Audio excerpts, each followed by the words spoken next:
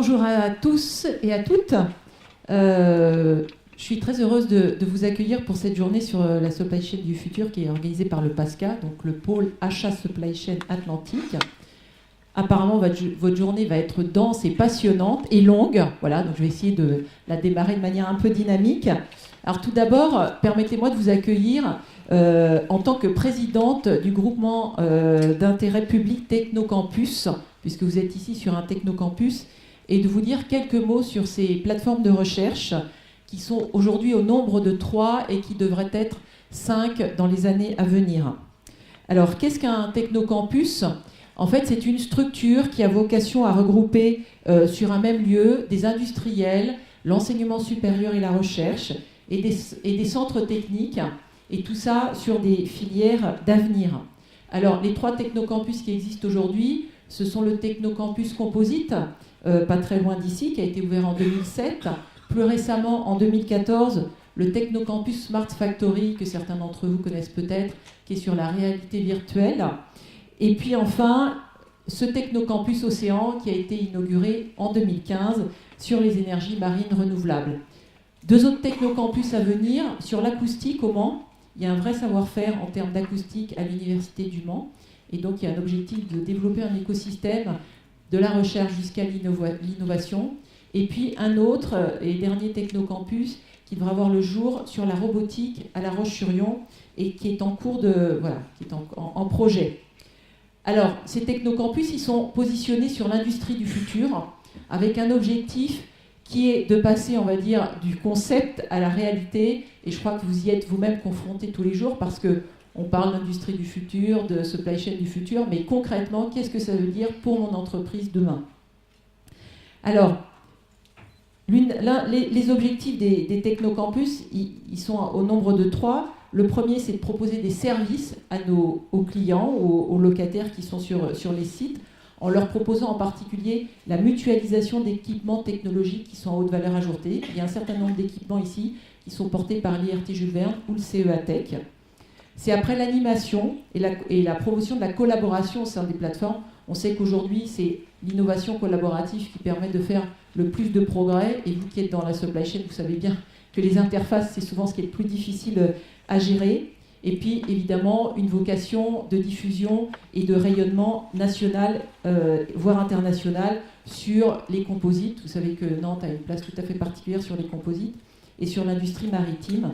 Et tout ça avec des acteurs privilégiés que sont Airbus, j'ai vu qu'il y avait des représentants dans la salle, Naval Group, des centres de transfert, le CETIM, l'IRT Jules Verne, et puis de nombreuses PME, écoles qui sont sur ces sites, l'Université de Nantes, l'ICAM, etc. Alors, notre objectif au niveau de la région, c'est qu'une fois que ces sites existent, c'est bien, mais il faut qu'ils soient à disposition des entreprises, parce que s'ils vivent de manière autonome dans leur sphère, ça ne sert strictement à rien. Et donc, ce sur quoi nous travaillons actuellement, c'est de mettre en réseau l'ensemble de ces technocampus et de faire en sorte qu'ils puissent rayonner sur l'ensemble du territoire, qui ne se limitent pas aux quelques entreprises qui sont situées dans on va dire, géographiquement de manière très proche, mais qu'une entreprise qui est au fin fond de la Sarthe puisse avoir accès aux dernières technologies sur la réalité virtuelle et la réalité augmentée, par exemple. Alors, pour revenir et être un peu plus précis sur l'industrie du futur dans la région des Pays de la Loire, première chose, c'est de vous dire qu'au niveau de la région des Pays de la Loire, nous sommes convaincus que l'industrie est une pierre essentielle de notre économie. Et c'est une des raisons pour lesquelles nous avons mis en place un certain nombre d'actions pour permettre à l'industrie de se développer. L'industrie, elle permet... Ah oui, j'ai tapé, pardon. Il faut savoir que l'industrie, ça permet de booster la recherche. 80% de la R&D privée est portée par l'industrie. Donc s'il n'y a pas d'industrie, il n'y a pas de recherche. Le commerce extérieur de la France, vous savez aujourd'hui qu'il est catastrophique. Ce sont l'échange de biens qui font la force du commerce extérieur. Et aujourd'hui, nous avons un vrai problème, un vrai déficit au niveau national. C'est également un enjeu d'équilibre des territoires, parce que l'industrie, elle est en général dans les zones rurales. Et on sait bien qu'aujourd'hui, on a un problème d'équilibre entre les métropoles, les zones rurales. Il y a un enjeu qui dépasse l'enjeu économique, qui est un enjeu social. Et la force de l'industrie doit permettre aussi de revitaliser nos territoires les plus fragiles. Alors, en Pays de la Loire, on a de la chance, on est une région industrielle forte, ce sont à peu près 250 000 emplois, c'est 8% de l'emploi industriel de notre pays, alors que, en gros, la région des Pays de la Loire, c'est 5% des habitants des Pays de la Loire. Ça fait de nous la deuxième région industrielle en taux d'emploi industriel en France, puisqu'on a 17% d'emplois industriels, alors que la moyenne en France est de 12%. On a la chance d'avoir un tissu industriel très varié, avec des grands groupes, des donneurs d'ordre, STX, Manitou, enfin je ne vais pas les reciter, et en même temps un réseau très dense de PMI sous-traitants, dont je sais qu'il y a certains représentants ici. On a un savoir-faire fort à travers la recherche. Il se trouve que hier je lisais l'usine Nouvelle, et on a 2 écoles du territoire, l'IMT Atlantique et l'école centrale Nantes, qui sont en 4e et 5e position en termes de dépenses de recherche au niveau national. Donc ça veut dire qu'on a une force de frappe sur la recherche qui est très forte, avec évidemment l'IRT Jules Verne qui a vocation à transférer cette recherche dans les entreprises. Et puis des pôles de compétitivité, en particulier ID4CAR et EMC2. Donc ça, c'est on va dire un état des lieux. Après, nos actions concrètes, la première, c'est qu'aujourd'hui, donc vous savez qu'il y a le collectif Industrie du futur qui a été lancé au niveau français. Et donc c'est aujourd'hui la région qui est en charge de l'animation de ce collectif. Et nous sommes une des premières régions à avoir déployé la French Fab sur notre territoire. Et la Mayenne est depuis la semaine dernière le premier département de France labellisé French Fab. Ensuite, nous avons voté il y a 9 mois à peu près, en mars 2017, un plan Industrie du futur qui porte 4 actions. Une première action qui est une modernisation de notre outil de production. Il y a un certain nombre d'études qui montrent le retard de la France en termes de robotisation. En Allemagne, il y a 145 000 robots. En Italie, il y en a 63 000. En France, 35 000. Vous voyez tout le gap qui existe.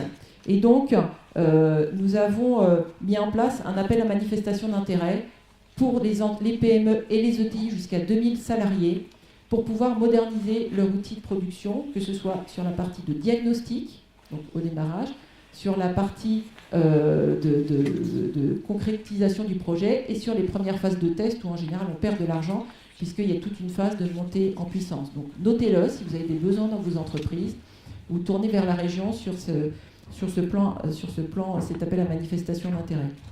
Deuxième axe, c'est des programmes de progression collective, voilà, sur des filières, comme il y en a sur la logistique. Bon, là, c'est pas une logique de filière, c'est par métier. Mais des programmes de progression collective, il y en a sur l'aéronautique, il y en a sur la mode et les matériaux souples, sur l'électronique, voilà, dans des secteurs très variés. Et puis, il y a aussi, de manière plus transversale, tout ce qui est porté par la logistique, et puis également l'opérateur du futur, porté par le pôle EMC2 et l'IRT Jules Verne. Ensuite, il y a un certain nombre d'actions, donc troisième axe d'actions pour renforcer l'avance, enfin pour conserver, on va dire plutôt, l'avance que nous avons sur l'industrie du futur. Donc il y a les campus, les technocampus dont je vous ai parlé qui sont en cours de création. Il y a le technocampus réalité virtuelle, donc, qui est à Saint-Nazaire, dont je veux dire un mot, parce qu'aujourd'hui on est en train de le rebooster. En demandant à Clarté. Donc Clarté, c'est une association qui est basée à Laval, qui travaille sur la réalité virtuelle, réalité augmentée, justement sur la phase de mise en place dans les entreprises, parce qu'on sait bien que c'est OK, réalité virtuelle, je vais en faire dans mon entreprise, mais comment est-ce que je fais concrètement? Et donc cette association, c'est son métier de travailler, on va dire, la toute fin de la chaîne de mise en place. Et ils vont venir sur Saint-Nazaire à partir du mois de janvier pour pouvoir utiliser le CAVE qui est sur Saint-Nazaire, utiliser de manière plus large et puis faire bénéficier de leur expertise l'ensemble des entreprises du territoire. Il y a également la plateforme CEA Tech, je ne sais pas si vous aurez l'occasion de la voir aujourd'hui. Donc le CEA, donc vous connaissez, CEA Tech, c'est des plateformes en région avec un certain nombre d'outils assez uniques en France sur de la robotique collaborative qui sont installés ici sur le Technocampus. Et puis, quatrième axe, essentiel, il n'y a pas un jour qui se passe sans qu'on ne croise pas des chefs d'entreprise qui nous disent on ne trouve pas les compétences, les hommes et les femmes dont nous avons besoin. Et puis il y a aussi tout le sujet de l'attractivité de l'industrie. On sait que c'est un point important. L'industrie a au cours on va dire des dernières années, des 10, 20, 30 dernières années, pâti d'une image assez négative. Et donc il y a tout un travail à faire pour d'une part redonner l'envie aux jeunes d'aller dans l'industrie. Et vous savez bien que c'est passionnant, l'industrie, moi-même j'y ai passé 20 ans. Et puis ensuite, de leur donner les compétences dont les entreprises ont besoin demain. Sur la robotique, il est dit par un certain nombre que si on a du retard, ce n'est pas uniquement parce qu'il n'y a pas forcément de volonté d'aller sur la robotique, c'est aussi parce qu'on manque de compétences sur tout ce qui est robotisation. Donc, la région travaille par bassin d'emploi pour identifier les besoins de compétences et mettre en place les formations nécessaires, les formations adaptées. Sur l'attirance des métiers et l'industrie du futur, on travaille avec les lycées à travers des programmes d'action éducative. On monte des programmes de découverte des métiers de l'industrie avec des entreprises qui sont ambassadrices par département.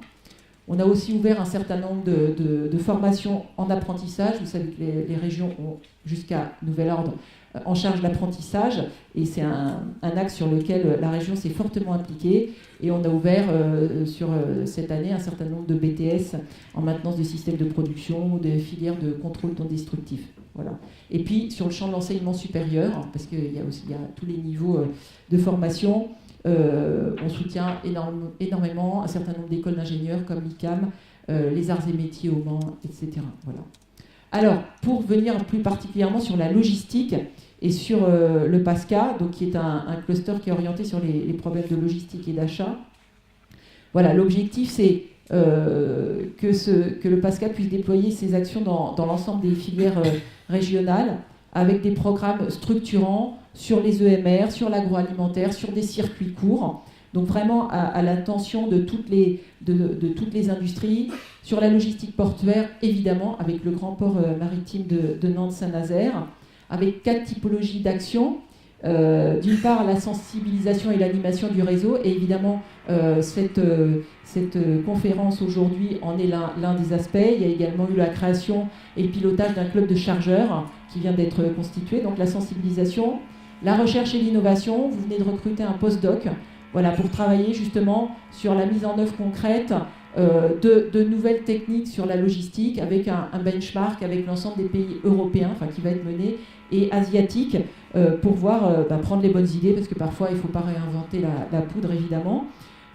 Tout un travail sur la formation, évidemment aussi, de cartographie de la formation, et puis d'identification des trous dans la raquette, on va dire.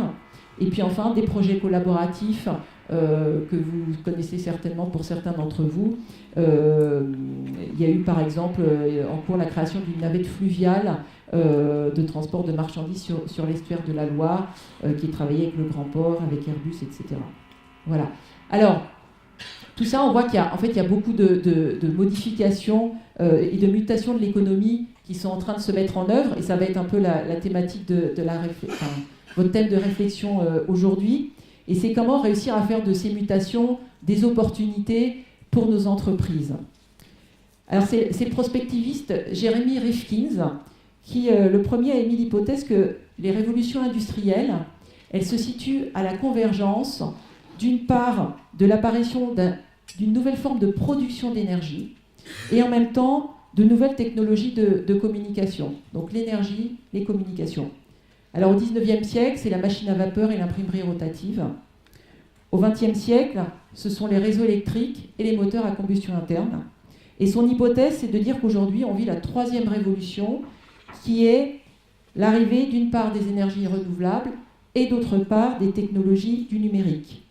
Et donc, il est évidemment essentiel de pouvoir anticiper ces mutations en portant d'une part la transition énergétique et en même temps en accompagnant la numérisation de l'économie. Alors, je ne vais pas rentrer dans le détail, hein, c'est des sujets sur lesquels la région s'est largement engagée, mais c'est clair que ces sujets-là vont être au cœur de votre journée, de ce que j'ai pu voir du programme, avec les nouvelles technologies du futur, l'agilité et la résilience, l'homme au cœur des enjeux, la mutualisation à l'ère du numérique. Voilà, vous êtes vraiment au cœur de voilà, de la manière dont on va construire l'avenir.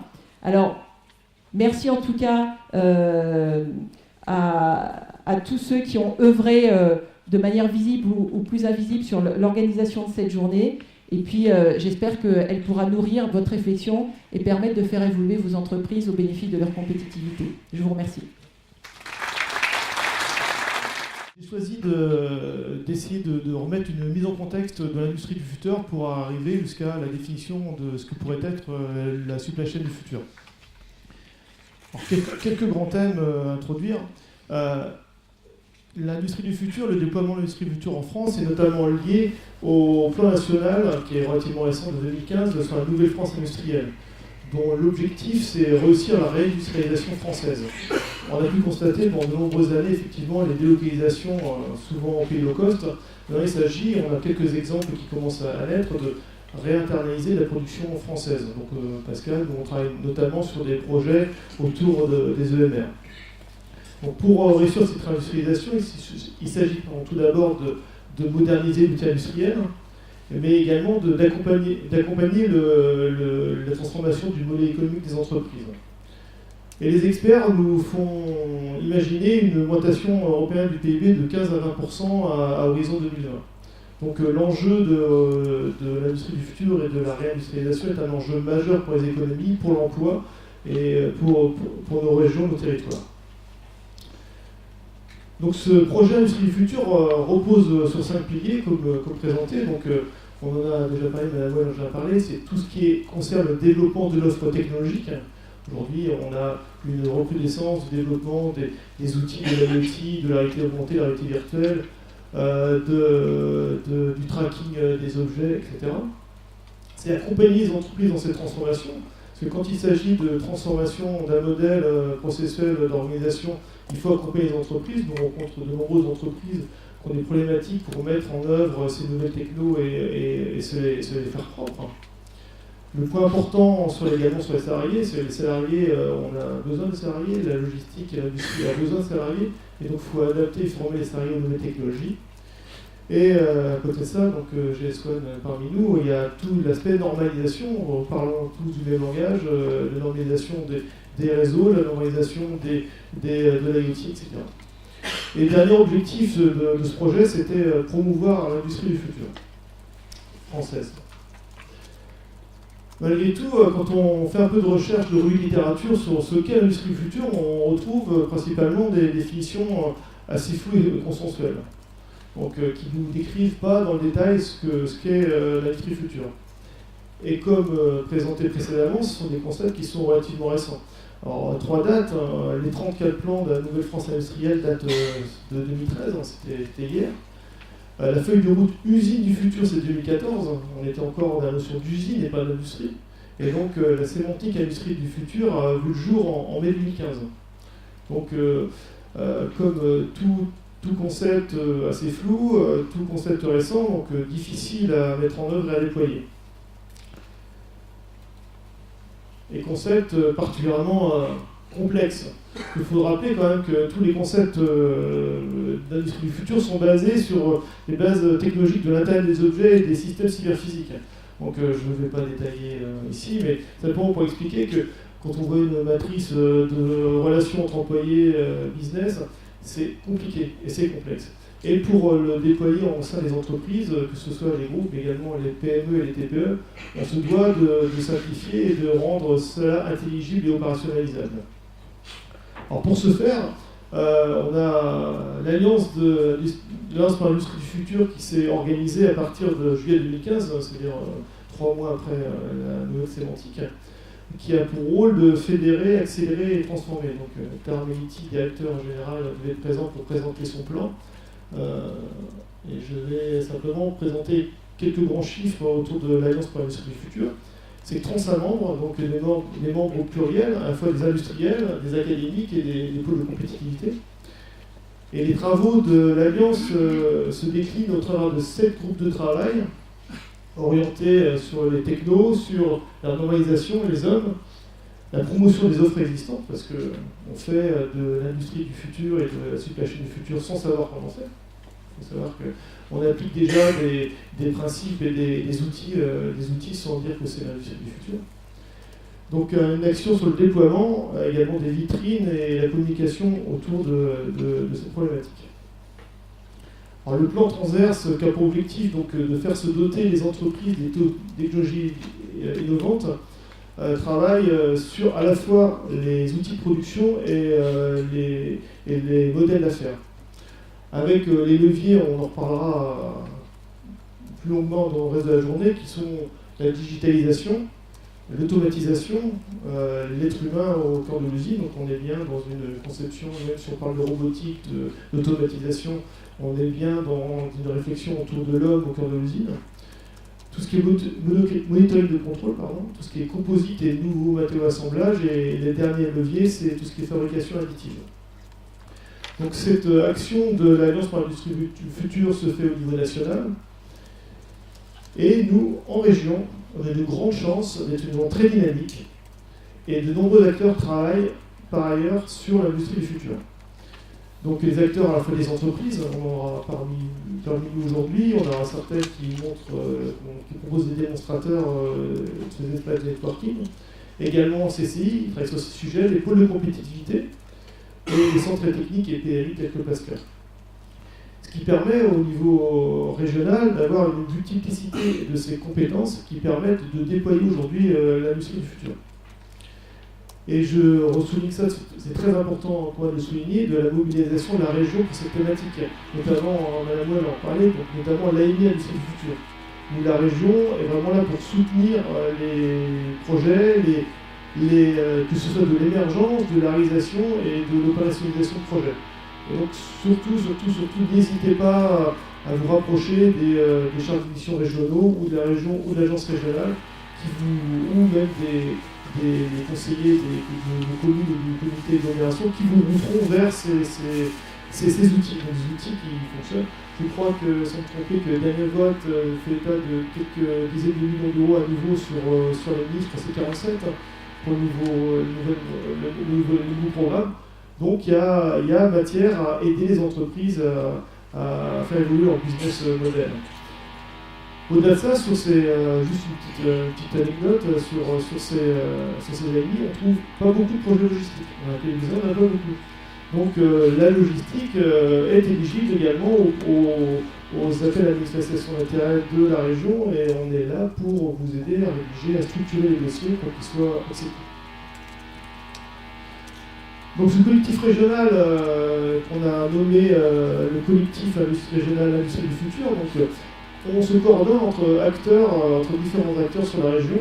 Donc on sommes de multiples portes d'entrée dans la région, que ce soit des clusters, des acteurs publics, parapublics. On se coordonne tous pour entraîner l'ensemble de nos adhérents, de nos membres, de nos réseaux vers cette déclinaison de l'industrie du futur en région. Donc autour de vous, il y a toujours quelqu'un qui est capable de vous aider, de vous orienter vers ces thématiques. Et on a un grand principe entre nous, c'est le principe de subsidiarité, c'est toujours celui qui est le plus compétent qui aide. Donc on n'a pas de chasse gardée les uns par rapport aux autres, on est vraiment transversaux.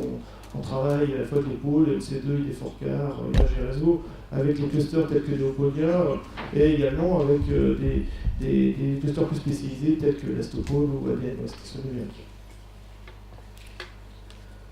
Donc la raison d'être, je ne vais pas vous lister la raison d'être complète, mais à retenir, c'est tout d'abord la création de valeur. Donc on n'est pas là pour développer la futur pour se faire plaisir, on est là pour créer de la valeur et exporter. On rappelait les chiffres catastrophiques du commerce extérieur. Aujourd'hui, on a des pépites en région, des pépites nationales. Donc on est là pour créer de la valeur pour le territoire, pour les entreprises et pour tout le monde. Avec deux objectifs complémentaires, c'est le renforcement des compétences sur les territoires et le développement de l'emploi. Donc on a encore un taux de chômage important sur certaines zones de la région, et on se doit d'adapter les ressources aux emplois futurs et aux emplois d'avenir pour développer un retour à l'emploi pour l'ensemble de ces personnes. Donc tout ça, ça amène quoi? Ça amène la compétitivité régionale, que ce soit des territoires et des industries. Donc nos objectifs qui se déclinent en miroir des objectifs de l'Alliance pour l'industrie du futur, qui sont principalement des objectifs de sensibilisation, de stimulation de démarches collectives, de rayonnement et également d'identifier les besoins de compétences. Je pense qu'aujourd'hui, on a des exemples simples. Aujourd'hui, en logistique, je travaille également sur le dialogue sectoriel emploi et formation avec la région. Aujourd'hui, en transport logistique, on a 7500 offres d'emploi au niveau de la région, dont 60% sont en tension, on ne trouve pas de candidats, notamment pour les problématiques de formation. Alors pourquoi créer une journée supply chain? Alors ça fait à peu près un an lors d'un CA, après en échangeant avec la CF de la région, on dit bah, tiens, on va créer une journée supply chain du futur en région pour montrer qu'il y a aussi la région des Pays de la Loire est aussi une région logistique et que les grands événements on ne les fait pas uniquement en région parisienne. Mais aussi prendre un constat en circulant dans les différentes entreprises qu'on rencontre, c'est que sur différents projets, on a encore trop peu pris en compte des problématiques logistiques dans l'industrie du futur.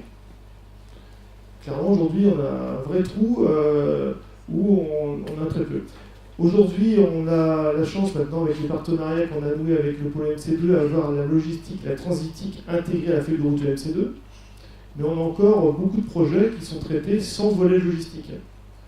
Et clairement, même si on développe un superbe robot, si on n'approvisionne pas bien le robot et si on ne récupère pas bien la matière, au final, au milieu, on aura pu gagner des centièmes de secondes à la production de chaque pièce, on aura tout perdu à l'arrivée. Donc aujourd'hui, on n'est pas encore suffisamment, à mon sens, le constat que je fais, autour de cette intégration de la logistique dans l'industrie du futur. Mais j'ai une conviction, c'est que supply chain management est réellement au cœur des enjeux de l'industrie du futur. Aujourd'hui, globalement, tout est flux d'informations, tout est flux de matière, tout est flux financier. Donc clairement, on a besoin de pousser le supply chain au cœur de ces enjeux. Si on n'arrive pas à optimiser supply chain, plus l'intérêt d'optimiser les productions, par exemple. Et on est là tout cela pour montrer que la supply chain management est une brique indissociable de l'industrie du futur. Alors je vais rajouter un petit peu d'académique, une petite définition encore floue et consensuelle, mais plutôt celle principalement par Christopher sur le supply chain management.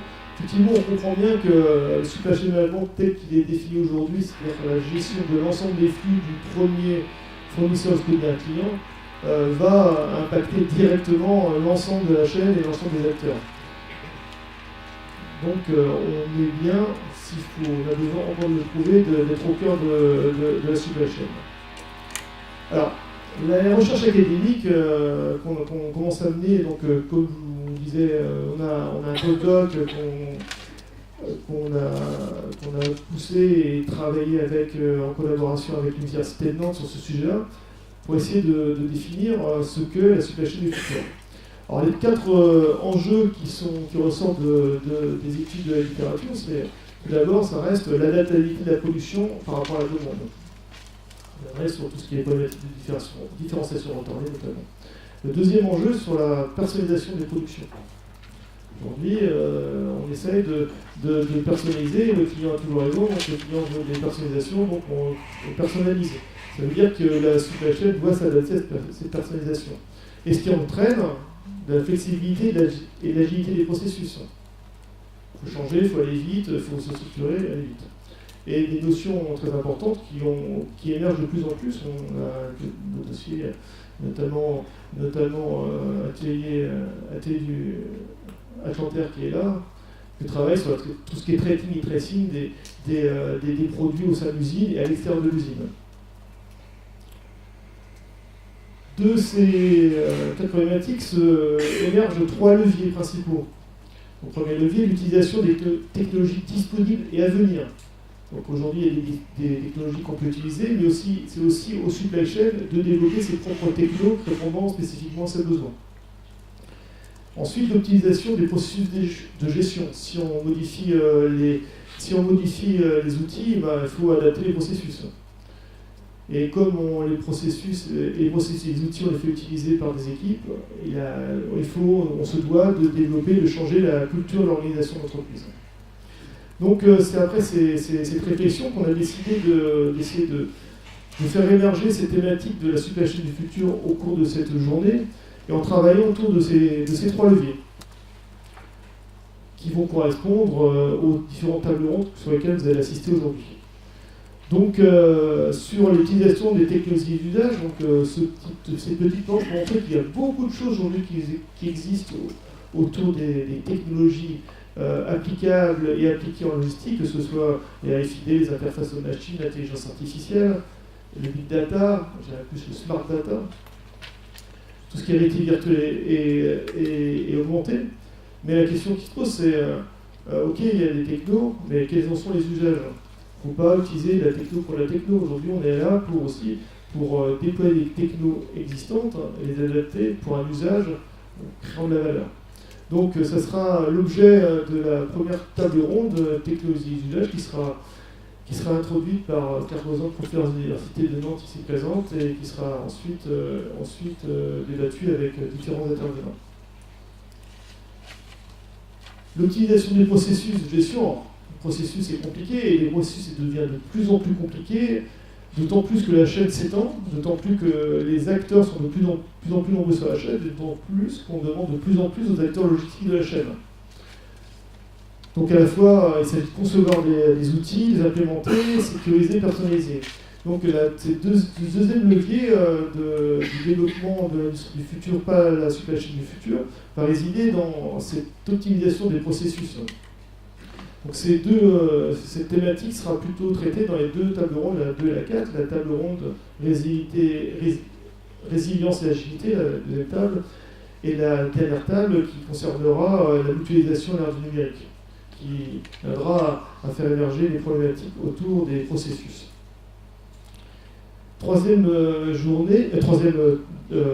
levier, la nouvelle culture d'organisation d'entreprise. Je suis un fervent supporter de l'homme au cœur des enjeux, aujourd'hui, d'autant plus en logistique, et rappelons que les ressources logistiques, ce sont des ressources non délocalisables. Mais comment ça se passe? On va apporter de nouveaux processus, on va apporter de nouveaux outils, il faut vraiment se poser la question de l'homme au cœur de ces enjeux. Donc la table ronde numéro 3 traitera de ces problématiques-là, avec à la fois des notions d'information, d'évolution des compétences, d'évolution des périmètres, d'adaptabilité des personnes. Ce qui me fait rebondir sur un sujet qui est très important à mon sens, c'est les évolutions des compétences et des savoirs pour créer de la valeur. Alors dans cette définition de compétences, c'est la vision élargie, c'est-à-dire la capacité à agir. Et on s'aperçoit de plus en plus, et on s'aperçoit de plus en plus dans un déploiement d'une supply chain du futur, qu'effectivement, il sera nécessaire de déployer des compétences techniques et fonctionnelles, fondamentales au métier, mais ce ne sera absolument pas suffisant. Ce sera qu'un levier et insuffisant. Ce qu'il faudra développer au sein de supply chain, c'est tout d'abord des qualités humaines et relationnelles, donc des métacompétences. Alors, métacompétences, terme scientifique générique, qui sont des compétences qui sont nécessaires pour développer de nouvelles compétences. C'est la capacité de l'individu à pouvoir continuer à se former au quotidien, à développer de nouvelles compétences. Et ça nous interpelle sur des réflexions autour de comment développer ces polycompétences au sein des équipes, et également comment recruter et former ces personnes. Aujourd'hui, on échangeait tout à l'heure au café, on recrute par rapport à un diplôme, par rapport à une technicité. Demain, je suis persuadé qu'on recrutera par rapport à des savoir-être. Donc il faudra s'adapter les moyens de recrutement par rapport à ces savoir-être. Il faudra surtout adapter les formations internes pour former à la technicité. Donc ça appelle aussi une transformation des processus de l'entreprise pour intégrer l'homme au sein de ces processus. J'arrive à la conclusion, j'espère que je n'ai pas été trop long. Donc clairement aujourd'hui, le mouvement de transformation de la supply chain management est lancé. De toute façon, qu'on le veuille ou pas, il n'y a pas le choix, ça avance, on est lancé, on est poussé par la techno, on avance. C'est clairement aujourd'hui, il faut que ce soit un levier de déploiement de l'industrie du futur. Il ne faut pas qu'on soit contraint par les thématiques de l'industrie du futur pour déployer des outils dans le supply chain management. Il faut que le supply chain management adopte une stratégie bottom-up pour aussi pousser l'industrie et trouver des solutions pour l'industrie. Comme on l'a vu, donc, au travers du développement de l'usage de nouvelles technologies, des processus et également des zones. Et je suis convaincu, cette journée est là aussi pour ça, pour convaincre, je pense que vous êtes convaincus, mais pour appuyer le fait que le supply chain, l'agence de la logistique, est un levier central du développement de l'industrie future en région, est un levier indissociable du développement de l'emploi, de la réindustrialisation et du rayonnement des régions et du commerce. Merci beaucoup.